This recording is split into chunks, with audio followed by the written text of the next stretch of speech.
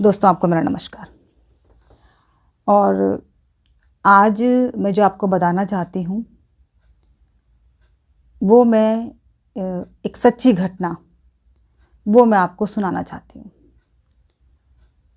हर बार मैं कुछ ना कुछ अपना अनुभव बताती हूँ, लेकिन आज जो मैं बताऊँगी ये अनुभव या फिर ये रहस्य मुझे मेरी बड़ी बहन ने बताया था और वो मैं आज आपके साथ शेयर करना चाहती हूँ। क्योंकि मुझे लगता है कि जो हमें पता है वो लोगों को पता होना चाहिए। नहीं तो लोग हमेशा यही सोचते हैं, क्या ऐसा हो सकता है, क्या ऐसा होता है, ऐसा सोचते रहते हैं, ठीक है। लेकिन जो लोग मुझ पे विश्वास करते हैं, जो मुझे सुनते हैं, वो मेरी इस बात पर भी विश्वास करेंगे, ऐसा मैं मान के चलती हूँ। तो आज की घटना का जो आपने देखा होगा, मैंने टाइटल ये रखा है कि मृत्यु का रहस्य। मृत्यु का जो रहस्य है वो व्यक्ति की जीवन की जीवंत घटनाओं, मतलब जो व्यक्ति अपना जीवन जी रहा था, जब वो जिंदा था और उसमें जो वो कर्म करता था, उससे जुड़ा होता है। मृत्यु जो होती है, मृत्यु किस तरह से होती है, वो व्यक्ति के जीवन में जो उसने कर्म किए उसके साथ उसका सीधा संबंध होता है, बिल्कुल सीधा संबंध होता है। और ये रहस्य भी निकल आया, सच्चा है। तो वो रहस्य आज मैं आपके सामने बताऊंगी और उसमें देवी देवताओं का भी इन्वॉल्वमेंट है। सबसे बड़ी बात इसमें ये है, और देवी देवताओं के भोग का उसमें इन्वॉल्वमेंट है, ये मैं बताऊंगी आपको। शुरू करते हैं। हरिद्वार में, हम पहले हरिद्वार रहते थे। हरिद्वार में एक व्यक्ति था जो बहुत गरीब था। तो उसने, वो नौ दुर्गा का उपासक था, सच्चा उपासक। उसने भगवान का नाम लेके, देवी का नाम लेके अपना काम शुरू किया। छोले पूरी का, छोले भटूरे का, ऐसी सब चीज़ें उसके यहाँ मिलती थी खाने की। वो क्या करता था, जब डेली सुबह अपना खाना वाना बनाता था सारा लोगों के लिए, तो उसके पहले, दुकानदारी शुरू करने से पहले, वह कन्याओं को भोग लगाता था, देवी को भोग लगाता था। डेली का उसका नियम था। और नौ दुर्गा का वो उपासक, सच्चा उपासक।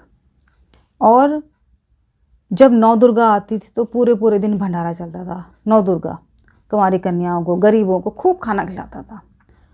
और उसके खाने में जो एक टेस्ट था, वो अलग ही टेस्ट था। मतलब उसके टेस्ट की वजह से लोग भाग भाग के उसकी दुकान पे जाते थे कि हम तो वहीं पर खाएंगे। लोकल वाले भी और जो बाहर से आते थे। खूब दिन दुनी रात चौगुनी उसका तरक्की कर रहा था। खूब भीड़ रहती थी उसकी दुकान में, खूब कमाई हो रही थी, खूब चीज़ें बिक रही थी। अचानक से मध्यम अवस्था में, अराउंड 40 से 50 की अवस्था में, उसकी मृत्यु एक एक्सीडेंट में हो गई।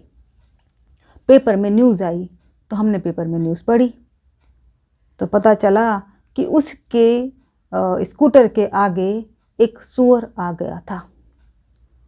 तो बड़ा विचित्र सा लगा, देखो कि सूअर आ गया और अचानक से सीधा मृत्यु हो गई।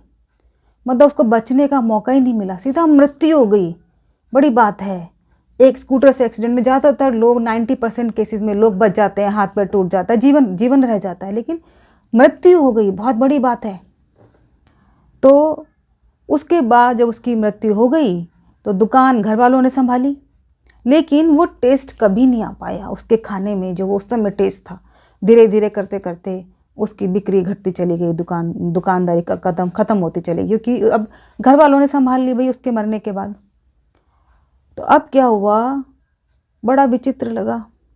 फिर एक बार कहीं से खबर आई, पता चला एक सूअर वाला, जिसका सूअर का जो मीट बेचता था, वहाँ से खबर आई कि ये व्यक्ति उसके यहाँ से डेली सूअर के मीट का शोरबा होता है, शायद जहाँ तक मुझे पता है, वो उसका जो शोरबा होता था वो उस खाने में मिलाता था डेली। और देखिए, नॉन वेज में एक अलग तरह का टेस्ट होता है और अलग तरह का उसका स्मेल होती है, तो उसका वो खुशबू उसके खाने में रहती थी। तो टेस्ट चेंज हो जाएगा, साधारण खाना जो होता है, बिल्कुल जो सात्विक फूड होता है, वो हमेशा बहुत टेस्टी नहीं होता है। वो तो एक सात्विक होता है, बिल्कुल न्यूट्रल सा टेस्ट होता है उसका। और न्यूट्रल, जैसे आप सेब खाएंगे न्यूट्रल है, अब उसको छोंक लगा दोगे तो उसमें मिर्च मसाले मिला दोगे तो उसका अलग टेस्ट हो जाएगा।